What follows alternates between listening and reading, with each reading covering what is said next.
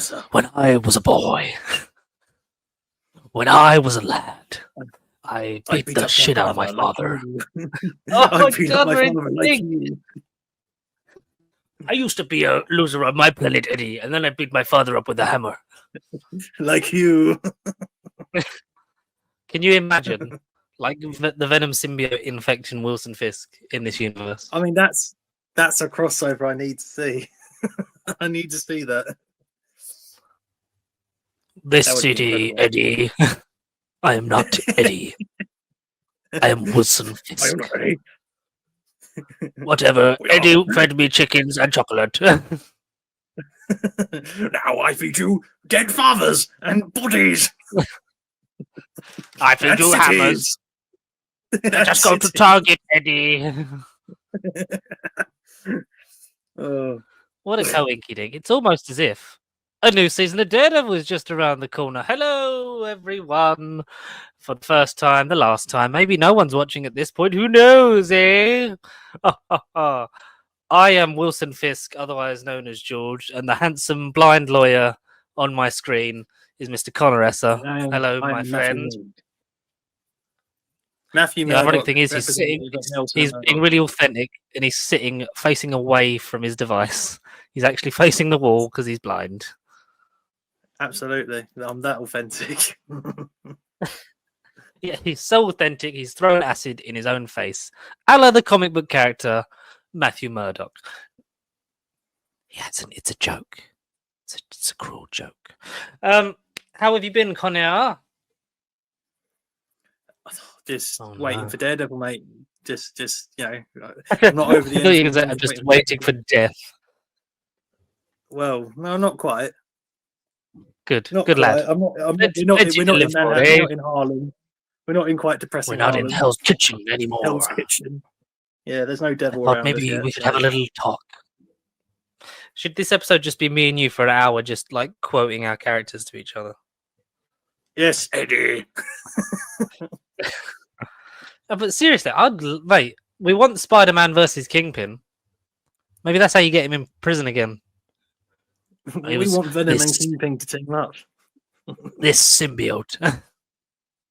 You never know. You never know. Films, comics, TV shows, more things. The media. It's so undersaturized in podcasts, don't you think? That's why we're here. It's being missed out on in the UK. No one does it. Nobody does it better. To be fair, we have got some James Bond news and other things to talk about. And subscribed. We sold out to Amazon TV. James Bond, you're fucked. Yeah, no. Isn't it? Oh dear, Eddie. Oh dear, James Bond got to be a TV show, Eddie. Oh, it's a sad day. Do you want to? Should we do the James Bond thing? Should we do the? We might as well, because we very well led into that. Yeah. Yes, we did. Yeah, James Bond's no longer under the Broccolis anymore. What? It's now taken over by the cucumbers, Eddie. Battle of the salad fingers. We might as well be.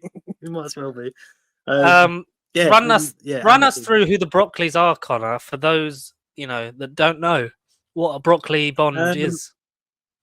Well, not the vegetables on your plate. No, Barbara and I can't think of the gentleman's name. Michael G. Wilson.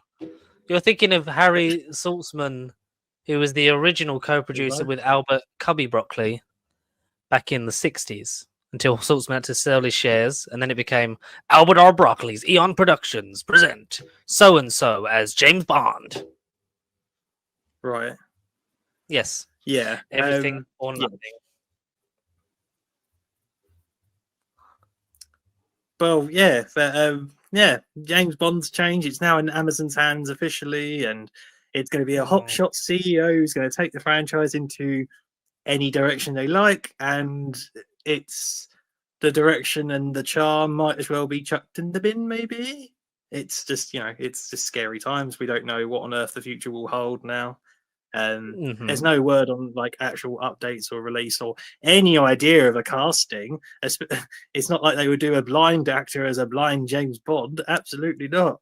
Even though he would be a badass James Bond. Like Charlie in Cox all would be a seriousness, great James blind Bond. or- he would be amazing James Bond. Yeah, he would be a sick James Bond. What's that, Conor? I hear you ask. What would Wilson Fisk sound like as James Bond? Well, I'll tell you. The name's Bond. James Bond. When I was a boy, my parents died in an avalanche, and I was raised by Christoph Waltz and his dad. It's Spectre, and I sleep with loads of women, and I've probably got STDs. Vanessa. And then I beat up my father. But then it turns out the man I beat wasn't actually my father. Yeah. I killed my father again just to make sure. Yeah. No multiversal bullshit, because that's in the world of comics. Who's got time for read comics? I've got time for vodka martinis. See, just like... And I wear white suits. I don't do that dinner jacket bullshit. Sometimes a Hawaiian shirt at Christmas. Yes. And a hat. Yes. So, I mean, many people have earmarked this as, oh, the end of James Bond is nigh. Maybe No Time to Die really was the last one, and that's why they killed him.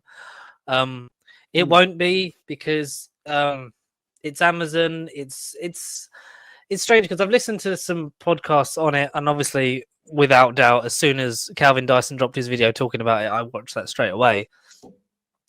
It is like a turning point, a very historic moment for British cinema, because James Bond was a franchise that was still, in essence, family owned, because the Broccoli family was still involved in the production of the films, being Michael G. Wilson, who'd been involved for a little bit of time with Albert before he handed over to Barbara Broccoli, and then Barbara Broccoli and Michael G. Wilson have done it since, I want to say, since at least like the back end of Roger Moore.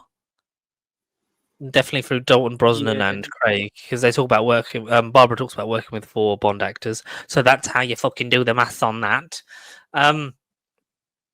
It's, and you know, despite being like an American family that owns it, it's always had like Britain's interests at heart, because it's, you know, one of the longest serving film franchises. It's, you know, 1962. It's been going, I mean, on average, we now have a film released every like 6.5 years, so that's a fucking great start.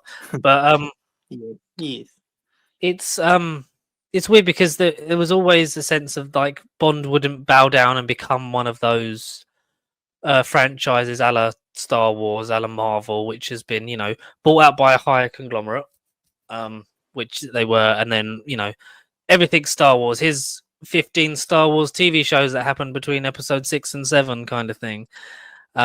And there was I think it was in like the New York Post or something, where someone had done a cartoon like, do you expect me, it's the Goldfinger and why am I struggling to say Sean Connery scene from that, where he's tied to the table. It's like, you expect me to talk? He's like, no, Mr. Bond, I expect you to star in many irrelevant spin-off media and TV series that greatly decrease in viewership after episode 1. I think they posted that the day after that was sort of confirmed. And I think Jeff Bezos tweeted, who do we want to be the next James Bond? And it's like, please, for the love of fuck, don't let that man have any control.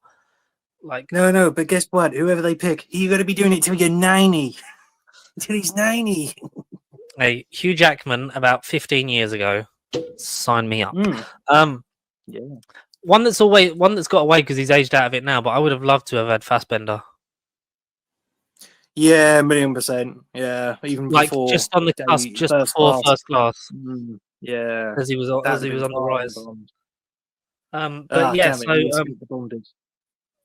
it's a real shame. But I think also the positive side of this is that we will get more James Bond news, because obviously the main news of the last few years was like, it's delayed. Oh, it's finally coming out, and then radio silence, and then. It is weird because the Broccoli's always talk. Well, not I say the Broccoli's because, like, you know, they're step siblings, but as Barbara Broccoli's the main figurehead, being related to the guy that, you know, started it all. Barbara and Michael both sort of talked as if they were done I think it was the Royal Albert Hall premiere. Michael G. Wilson talks like they had a big speech about him, like they thanked him for everything, and it seemed like obviously like he's getting on a bit in years, and that the consensus was that his son would sort of step in to replace him. So like maybe we'd have had a couple of films of Barbara and I forget his son's name. I forget his son. We get it. I'll say something generic like Josh. Josh Wilson, maybe. I don't know. Someone can correct me on it in the comments. Probably Mike, because he's useful for that kind of thing.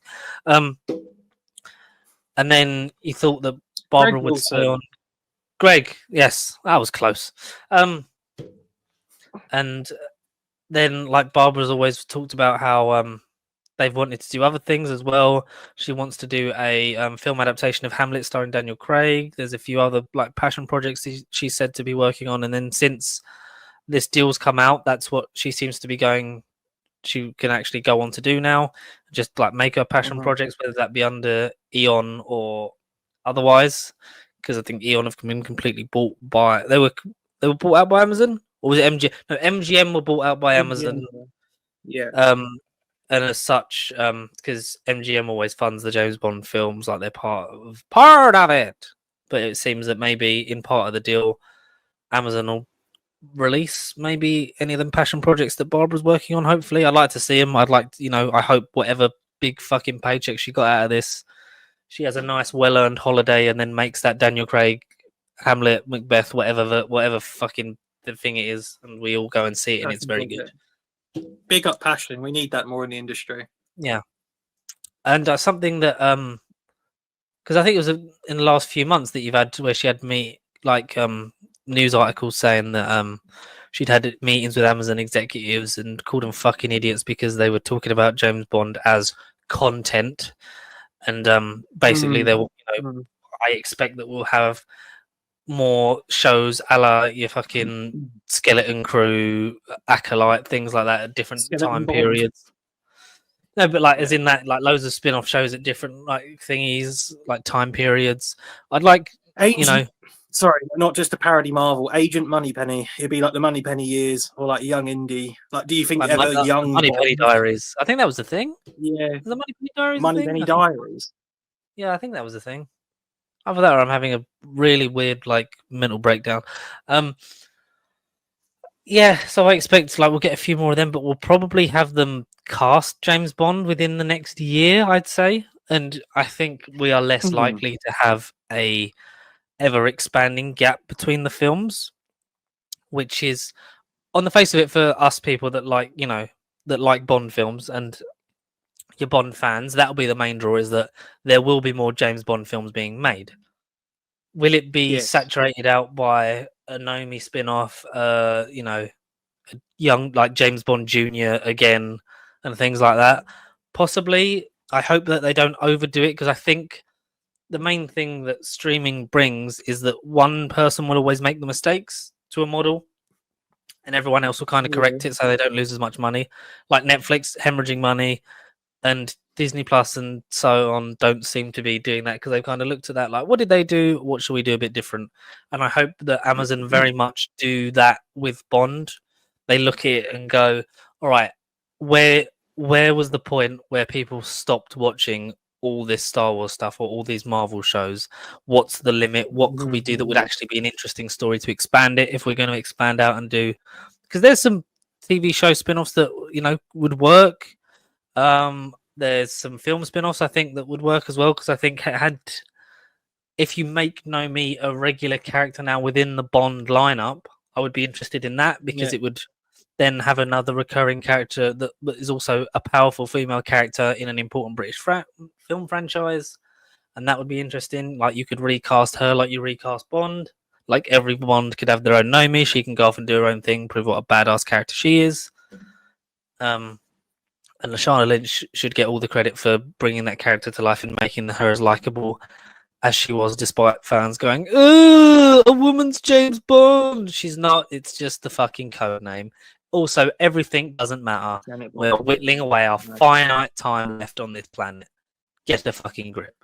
While we're on the subject of spin-offs, and Moneypenny Diaries is a name that we mentioned. Supposedly from The Sun, but also other websites I'm reading, like Live on the Air, exclusive report coming in. Florence Pugh is poised to play Miss Moneypenny in a TV spin-off from Amazon's takeover of the Bond franchise. I'm literally scouring to see if I can find anything, but Florence Pugh as Miss Moneypenny, hate it, love it.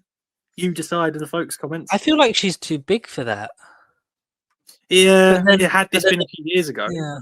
Yeah, but then the MI6 crew now is a bit like you kind of have to have these well-respected, brilliant British actors in it, and then they grow into it and get even big. Like Ralph Fiennes as M. Like you need someone of that stature as M. You need someone as good as Naomi Harris to be Moneypenny, but also give her more things to do and not fucking. Oh, she's just here in No Time to Die. Anyway, moving on. Lock Ben Whishaw in Pinewood Studios. Make him record every James Bond film from now until he's 90. Do not let that man go. He must become Desmond Llewellyn. That is what we need. No tea breaks. No tea breaks. He must be in that room till he's 90. Yeah, because he's talked like he doesn't know if he'll be back because, the whole Bond MI6 outfit could stay the same. It might be a bit harder this time round because obviously Bond did die at the end of that film and everyone would be like, this is a bit confusing. But, Judi Dench stayed between continuities. Various M's and Q's and Moneypennies have all crossed over. I mean, mainly Lois Maxwell. The other Bonds have their own Moneypenny sort of thing, and that's just, that's that. You do you. But I'd love to see them all there in some capacity. But obviously, the higher profile actors you get, then they all need to do something because they're part of it. You also need to pay them more with each film because they're great British actors that get better. I'd love to see them all back. I doubt we will. Maybe make Miss Moneypenny. Maybe make Naomi Harris, make her be M. Maybe. If you're not going to get Ralph Fiennes back, if you're not going to, I want Q back the most, but I would like at least one of them there because then shorthand, that's the, telling the audience, this is still the same franchise you love. It's just a bit different now, like Doctor Who would do, like the first episode of a new Doctor's tenure in New Who would have a familiar element in it. Yeah, absolutely. Yeah, like you had the Paternoster Gang in Series 8, you had Harriet Jones in Christmas Invasion. But yeah, it's good and bad. We will only know how bad it is once they start making decisions. And I think Cubby Broccoli once said something to Barbara that she's kind of stuck with a lot in interviews, and I wonder what sort of, maybe she's at that point in her career where she just wants to make what she wants to make, and this has changed her mind. But I believe her dad said, like, don't have temporary people making permanent decisions. Yeah. So unless hopefully there is a figurehead that's going to be at Amazon that's like the Kevin Feige of this thing. Not that it needs an interlinked continuity, but someone that has the Bond franchise and the fans and the quality of the product at the heart of it. Because then as long as you make it well and it's, comes from that, then I think, there will be a portion of the Bond audience that will always watch something like that. And the films are a no-brainer because they're very rare air. It's, as much as we hate the gaps, the thing is that we only get them every few years and stuff like that now, and they're a sort of reminder of filmmaking eras gone by kind of thing. Yeah, exactly that. Florence Pugh, maybe watch this space, who knows? Maybe this is just completely fake and none of it will happen, but I'm even reading like spin-offs. Jinx is cancelled spin-off. I mean, is that a possibility? Halle Berry from Die Another Day, 20 years too late. Maybe, yeah. It finally comes back. Yeah. Halle Berry, Jinx is coming back. Yeah. Ana de Armas as her character from No Time to Die as well. Oh, she was lovely. She was a nice little addition to No Time to Die. She's a man. She's a man. No, she's not a man. God, have I just broken the internet? No, she's a woman who's like the face of like a 26-year-old, but she's like closer to 40, and it's just she has mad genetics.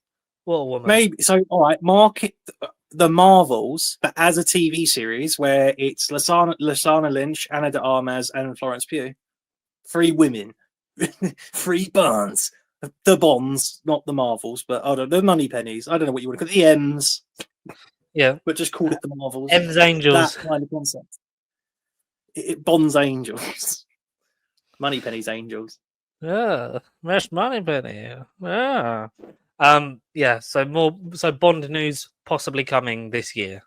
I wouldn't be surprised if, because they kept saying, "Oh, we're not looking to cast, at least start looking for the next James Bond until the beginning of next year." And that was like a year or so ago. But obviously, always in their mind, they were probably like, "I don't know if we're going to see this one through." So maybe that's why it's taken so long. And now that it's been handed over, I think that's the first thing they'll do is try and have, right, let's cast so and so as the figurehead for this going forward, and then go from there.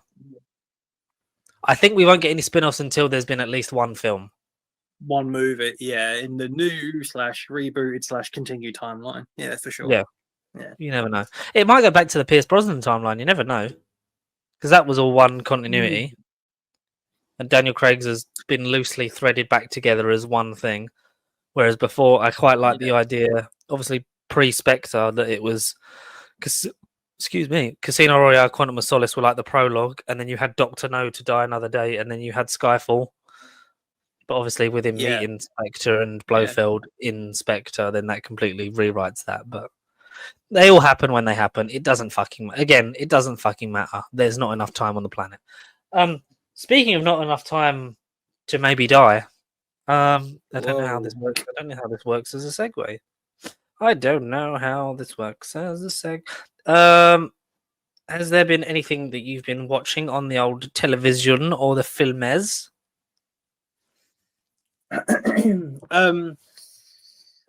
Around Valentine's Day, the men on the planet were watching Captain America: Brave New World, whilst all the single ladies, to quote Beyonce, even though she had nothing to do with Miss Bridget Jones. Bridget Jones number 4. You watch Bridget Jones Mad About the Boy? I am jealous. Mad about all the boys in the world, especially Leo Woodall and Chiwetel Ejiofor. Chiwetel Ejiofor? How the fuck did you butcher that name? Yes. He was in Doctor Strange, don't you know? He was also in Kinky Boots, and he has a good old fucking sing. Too many sorcerers, too many Bridget Joneses. Too many sorcerers. So what did you? Because I like them Bridget Jones films. The first two I think are great. I've come around a bit on the fourth one just because I know why Mark Darcy is dead in it. Spoilers, because that was in the trailer anyway. Because apparently the book that it's adapting from, he is dead in that anyway. So that's a shame because it was like, oh, she finally got with. Have you watched the other 3? Yeah, basically this time last week I was playing catch up. Yeah, so I've watched the whole saga. The saga. Beautiful. Yeah, the epic what did you think of Mad About the Boy then? It's at least second best. This one was really deep. It wasn't just Bridget Jones trying to find love once again. This was a wiser story that took its time, acknowledged the fact that it's been however many years since the last one. All right, only 10 years, but you felt it watching it. It feels like we haven't seen Bridget Jones for longer. Because I started Bridget Jones with watching number 3. Like my mum dragged me to the cinema to see The Baby, Bridget Jones's Baby. Because I watched them out of context. Yeah. I watched them out of context anyway. Oh, I only watched that one, and then 10 years I've had no time or interest to watch them, and then like everything comes along, a new cinematic installment of the franchise comes out, and I have to do the impossible task that I choose to accept and play catch-ups. I have to do them all. I have to binge them all. So then I just did it with Bridget Jones, and I'm glad I did. For me, Bridget Jones 1 is 10 out of 10, and then this new one is I'd say at least second best. It's on par with the first. I loved this new one, and not just because it was a rom-com. It went so much deeper, and it brought my mum to tears, and then watching her almost made me tear up, and it was actually a deeper film than it was on paper. So like short story, I'd quite rave about Mad About the Boy. I wasn't quite mad. I was sad about all the boys and all the girls in the film, and sad for Bridget. I wasn't mad at all. Oh. How are the returning characters? Because this is a, I think it was originally billed as like a Netflix film, like worldwide, but it's on Peacock, I think, in America, isn't it? I own it. Yes, it is. Yeah, United States on the streaming service Peacock, and then internationally by Universal Pictures on Valentine's Day. So the Americans got it on the 13th, day before, and then we had it. Bastard.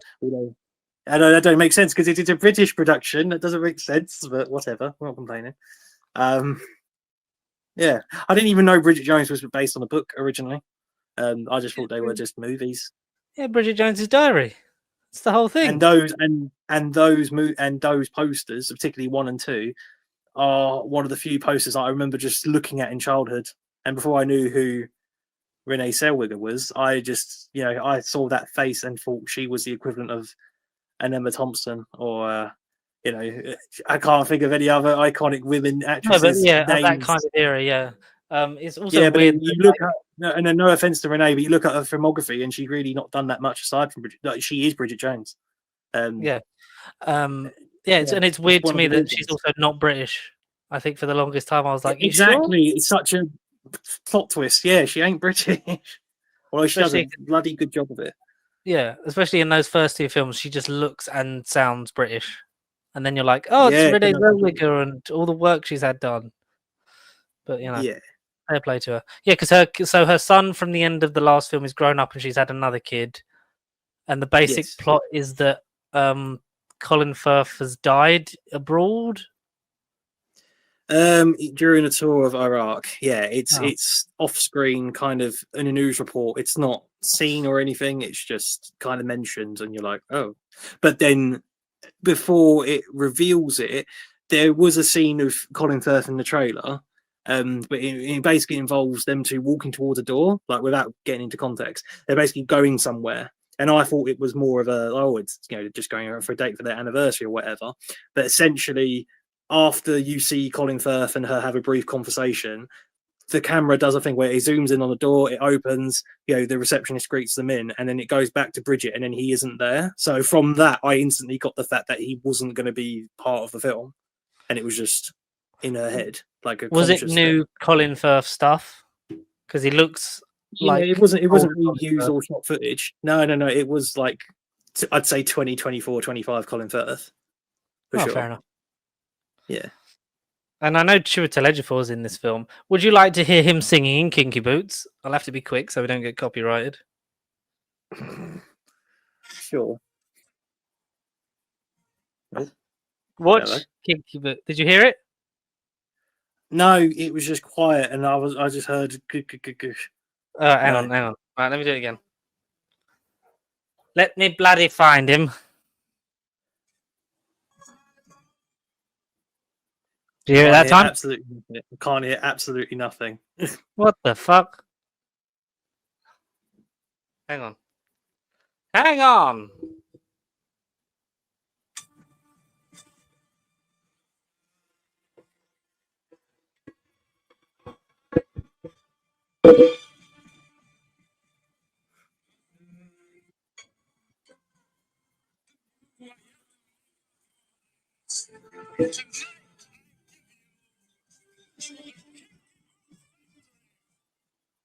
Did you get that bit? No. Oh my goodness me. I can't hear anything. It's just silence. I'm fucking playing my phone at full whack into the microphone, and that always works. Oh, really? Oh, let me see if I can use it on the computer. All right, it's going to be really fun me editing out all the Kinky Boots so we don't get copyright now. This is now the challenge. Kinky Boots. Yes, sir. I can boogie. All right, there it is. All right, do you know what? For a special treat for you, I'm going to share my screen. All right. Sure, if that's what you want to do. I'm sure you want to share Kinky Boots. Yes, I fucking am. Great. Look at that. What a load of bollocks. Excellent. That is very Kinky Boots. Oh, hello. Yes, I can boogie if you stay on can't go wrong. I can boogie. Boogie. All night long. And wow. I want to boogie all night long. There you go. Look at that. Beautiful. Good luck fucking editing around that, me. But yeah, so Chiwetel. So speaking of Chiwetel Ejiofor being a kinky bastard, how is he in Bridget Jones?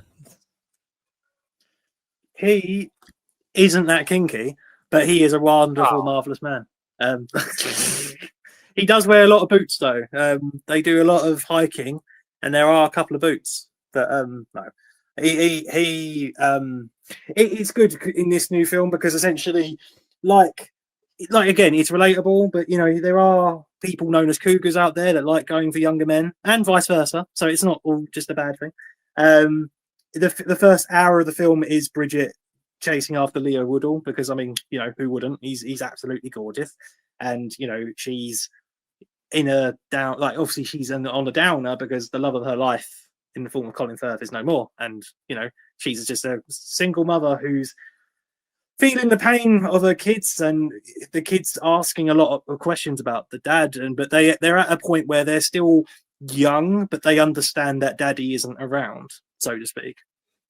But so being a single parent, like either way, being a single parent, you know, it can be and probably is like one of the harder things in life, and it's absolutely crushing and challenging at times, not just from like, you know, a personal angle, but in terms of everything. So of course hunky young thing comes along, and of course it's the mature like, oh, I shouldn't, like, you know, you're too good for me kind of thing. Maybe if you were a little bit older. She lies about her age, says she's 20. What she says she's 29, and then he turns around and says like, oh, I'm 28 or something. Which is again, it's in the trailer, but essentially, without sort of spoiling their romance, it was nice. It wasn't too far fetched either. It was kind of mutual, but then things happen with that. But then ultimately, they both realize that they're not right for each other. And then Chiwetel Ejiofor is in the film from the beginning, but he is just like school teacher, really serious. Like again, no time for romance, proper strict, almost like totalitarian, like military style. Like he ain't got time for any of that.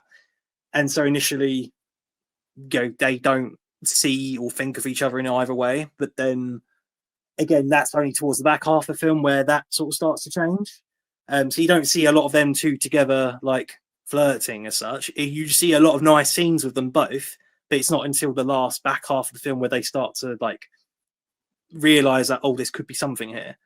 And then I won't actually spoil like how the ending goes because, you know, yeah, you have to go and see it. But in terms of where it sort of leads or like leaves us, and is this kind of the ending? I would say this definitely should be the end, not just a bullet point, you know, shut the diary and be like on your way. But I just think if they were to go any further than where they've gone, it would be stretching it a bit thin. Maybe they could just do the one movie every 10 years approach if they really needed a paycheck. But at that point, you can't really go anything further unless it's about Bridget's kids. And it's a similar effect, and you wouldn't have that original charm. So I feel like, regardless of how well this movie is done financially and from a box office point of view, again, I don't have figures or anything on top of my head. And as far as how well it's done, this absolutely should be the end, I think, without getting into it as such. Well, it's being marketed as the last chapter. Yeah, it definitely felt like a ending of sorts. Yeah. What's the deal with Jim Broadbent? What is the deal with Jim Broadbent? Yeah, because he plays. Whatever do you mean? Because he's Bridget's dad, isn't he? He's always been Bridget's dad. Yeah. No, Yes. yeah. Yes. I mean, I'd say by the time this comes out, it's been like nearly 3 weeks, so you'll have seen it if you want to see Bridget Jones mad about the boy, or you've got a dodgy Fire Stick and people are watching it. Yeah. Is Jim Broadbent, Mr. Jones, is he still alive? He is still alive. Is he still alive in the film? He is still alive. Yeah.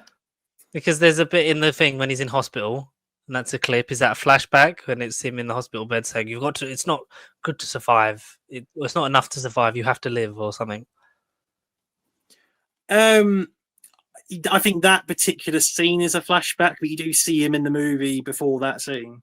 But then, without tempting fate, he may not have made it at the end of the runtime. Fuck, man. Yeah, they ain't gonna make any more of these. Yeah, they can't. They bloody well can't. It should be Bridget Jones mad about the death. Sorry, death on the Nile. Does it fit with the other three? Because I know there was that sort of feeling with the third one, because I saw that in the cinema. That was what, 2016. So like after like 12 years, like does Bridget Jones still work? And it did. Like I really enjoyed Bridget Jones's Baby. I thought that was good. And this is this is what, 9 years, so another similar sort of gap. Do they all fit when you watch them back to back? I think so. I feel like if I had to quickly rank them, I thought this at the time when I saw Bridget Jones's Baby, but I do think if I was to quickly rank them, I'd put the third, like Bridget Jones 3 last, not because of dislike or, you know, it's not as good or anything. I think down to silliness, on a loose term, I'd put that bottom, but it's still a very good watchable. It's still an 8 out of 10. Like all these movies, I'd honestly, in their rom-com category, that I'm such an expert of, and I spend so much time off camera watching and adoring all these lovey-dovey movies. So I'm a definite connoisseur at this. The Bridget Jones lot are at least 8s out of 10. I mean, all of them are great, even number 3. But I think in terms of silliness, and I mean, I'll leave you lot down through interpretation what exactly I mean by silliness, because even I don't really know. I'd put that one last. And then for me, Bridget Jones 2 felt like just a copy of the first one, although the first one's excellent. And the second one is still very good and has a lot of great scenes in of itself. But the gap between even 2 and 3, I kind of see, at least conceptually, I see why the gap was there. Because I'm not saying it was started to run out of steam back in 2004 or anything, but without sort of rinsing and repeating what the first movie did, I felt like if it was the same exact movie again for the third one, obviously it wasn't, how much more of these could you do? And obviously, as the franchise and the modern movies have shown, they still go for something different, and, you know, don't just rinse and repeat the magic of the first one, especially. So for me, I'd put Bridget Jones' Edge of Reason, which I thought was the third one for whatever fucking reason. I put that one third. And then I feel like the 50-50 coin toss, heads or tails, could either be the original or this new one. Because this new one just isn't like the other 3. Is in a spoiler-free context, like it isn't like the other 3. It's why I love this one a lot. But okay. Yeah. Like, if you had to rate it, like, out of 10, go see it. Like, what's your? I'd say absolutely go and see it. For all you ladies out there that are having a bit of doubt about it, for any long-time passionate fans about it, started to think, oh, is she on her way out? No. Definitely, I think you'll get your money's worth. It's an enjoyable, fun experience, but you leave the film thinking about, again, certain things, and it makes you appreciate what you've got around you. So it's one of those like deeper, thought-provoking films that isn't just, oh my god, again, boy meets girl, girl meets boy, he's an EQ. It's not that, which I was fearing for, again, not just from a cougar point of view, but I didn't know if her going after a younger guy for 2 hours or an hour and a half, however long the runtime is, because I think this new one is the longest. I think this one is over 2 hours. So I didn't know if that concept was going to attract me for a movie and not leave signs of, oh, this might be its heyday now. But I can confirm that isn't the case, because the movie does kind of flip on its head towards after a certain point. And then, like you say, the emotions and the depth and what you saw at the beginning, it all kind of comes across at the end. And it brought my mum to tears, which some people would hate that. People want to go to, people do like getting sad at films. I'm at that point where I'm too annoyed about things to cry anymore. I get angry more than anything. I'm surprised I'm not green, to be honest, like a certain Gamma freak. But watching her cry almost made me go, because my mind not that I was reliving what Mum went through or anything, not to get too personal, but like it just made Oh, me think if I was resonated a in bit her more, yeah. shoes, it little, yeah, it just, yeah, I was sad in a way because she was sad. But like, yeah, not to say like I couldn't be sad anyway if she wasn't with me when we watched it. So yeah, it was just a deeper film than just boy meets girl, ooh, lovey dovey, like for the fourth time. Yeah. But then the original is the one that made me committed to do the rest. Because again, it's make or break. If the first film wasn't good, then absolutely not. I was not going to watch 2 or 3, and I would have been hesitant about going to see number 4. But I'm bloody well glad that I did Bridget Jones's Diary anyway. And that in itself is timeless and a proper romantic comedy, if anything. Whereas this new one is a romantic comedy, but in a new modern sense, whilst being more than a rom-com. But without sort of repeating myself, I'd say, I'm going to be sympathetic for the new one. I'm going to say that Bridget Jones one is second. I'd give that a 9. And then I wouldn't quite say this Mad About the Boy is 9.5. If it's a 9/9.25 at a maximum push. It isn't perfect by any means, but it's a solid movie that made me go, okay, it's more than just a genre movie. Yeah. So no, that's fair enough. I love both of them. Yeah. No, I completely agree with that. Yeah. But I think as well because you kind of, in a condensed way, you went on that journey of, from 2001 to 2025, like albeit over a few hours, you sort of lived through that vicariously because of how life works and how we are, so much older than when we started this podcast. Even as you get older, you have more of appreciation for those stories that are just telling you that, nothing does last forever. You have to, everything you love and everyone you love, you have to just, show them that every day kind of thing. Those kind of stories, I think, resonate with you more, especially, honestly, Connor, if and when you have kids, your emotional spectrum gets blown completely out the water. And like people say it as well, and it's weird. Like you have kids, and then suddenly you're like, life just fucking feels like it slides by you, and it's mental. But as I'll say to a lot of people, the days are long, but the years are short, and then you just, before you know it, you go through as a kid, you've got the world, to conquer, and then suddenly you're an adult, and then a bit sort of like, to quote Jim Broadbent in a different film that obviously is of much worse quality, but in Indiana Jones Kingdom of the Crystal Skull, you get to a point in life where life stops giving you things and starts taking them away. And I think this kind of, it started off, 24 years ago, a young woman looking for love, and now she's at a point in her life where she's, just she's past middle-aged, and she's, a widow, and she's got two young children. Like the difference in that, and the fact that family members get older, because Jim Broadbent dying in this probably also going to affect a lot of people just because it's Jim Broadbent, one of the nicest British men there is. But it's just a thing. I think the thing that works about Bridget Jones, it just encapsulates your life.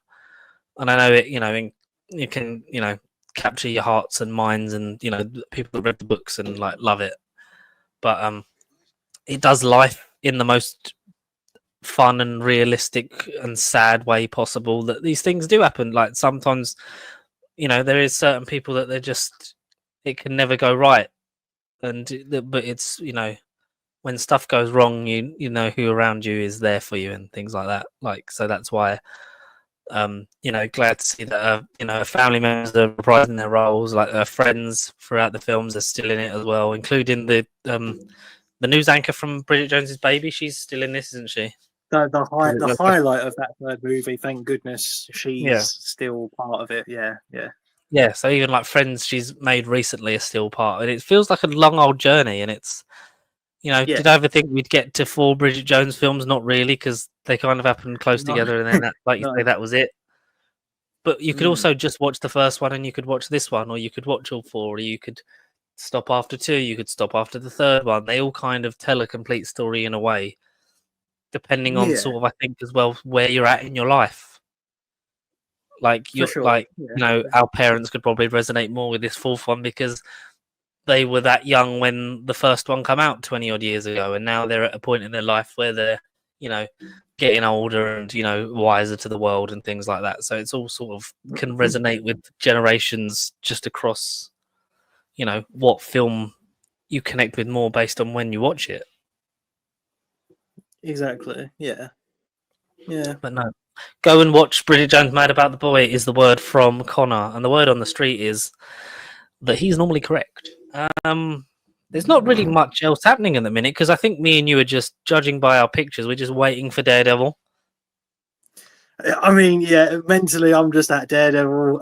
I've finished season 1 over the weekend, and Mhm. I've instantly, as soon as season 1 ended, I just whacked on season 2, on episode 4 of that. So I'm just about where Elektra's going to turn up and start stirring some pots.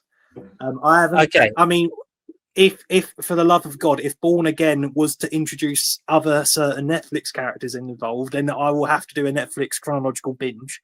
Well, that's where I don't know I'm whether to debating. include that in. Yeah. So, like, sorry, not to interrupt you, but No, I'm no, like, all right. do I just want to do Daredevil season 1 to 3, which on its own quality television?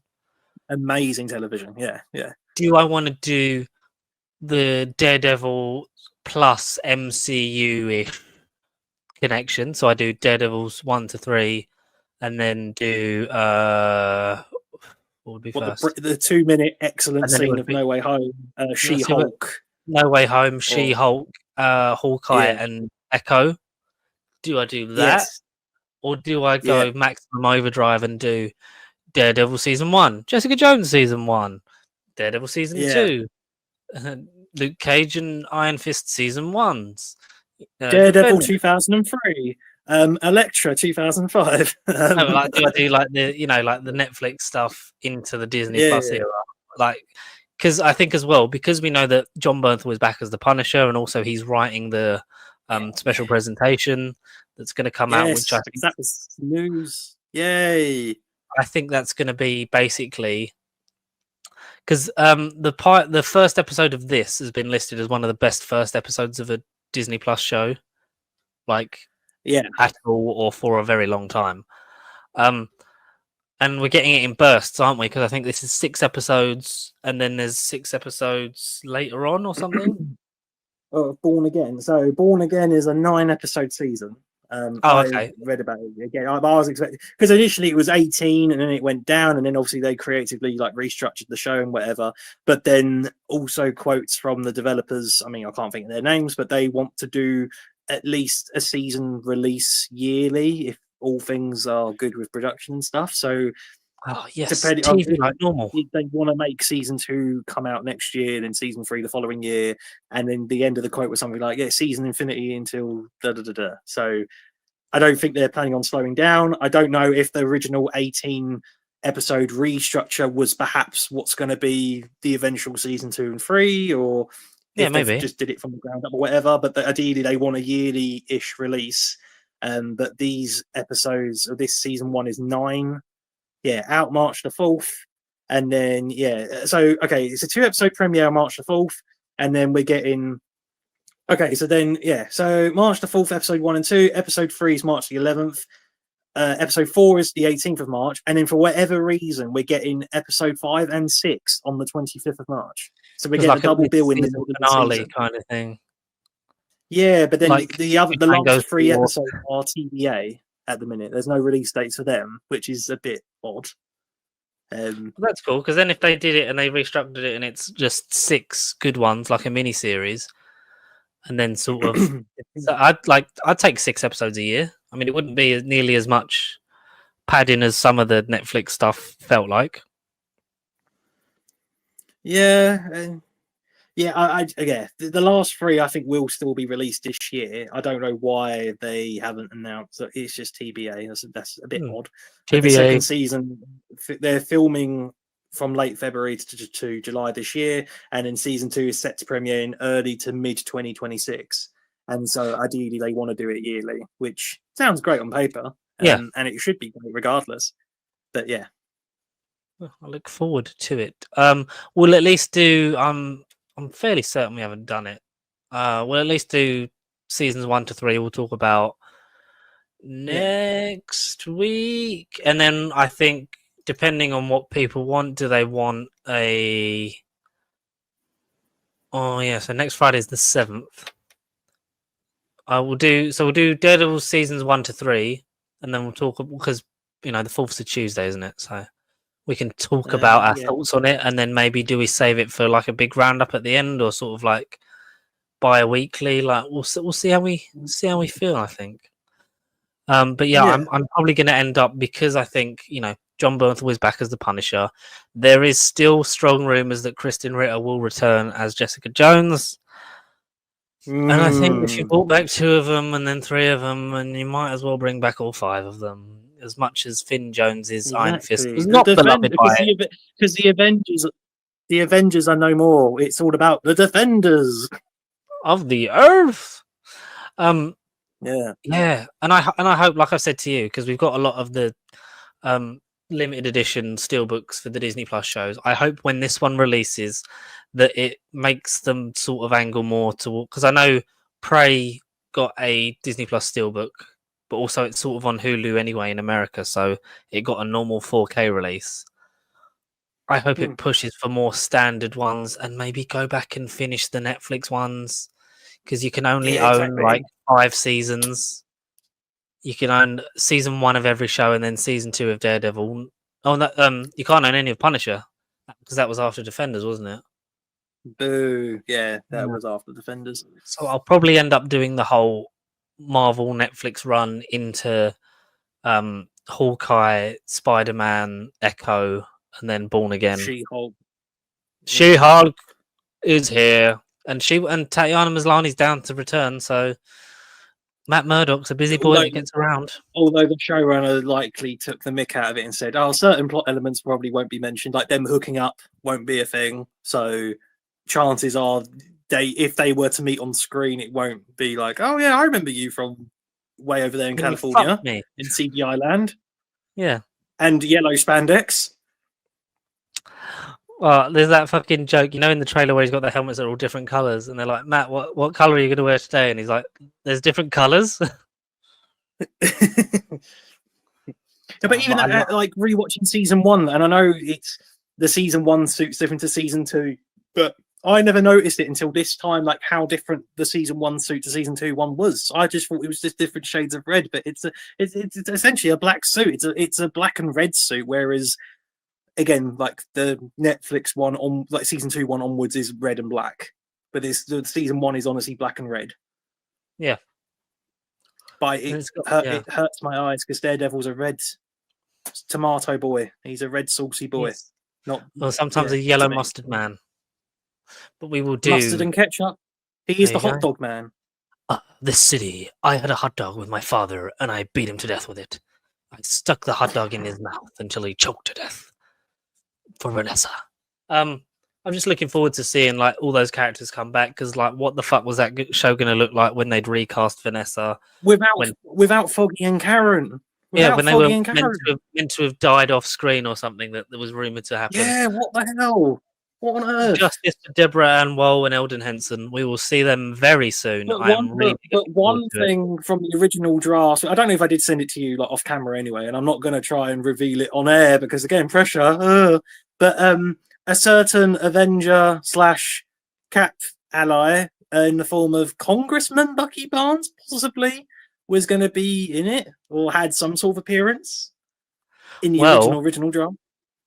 I mean, that could still happen because if he's running for mayor, the political landscape is far and wide, and possibly we will see that come to some sort of fruition.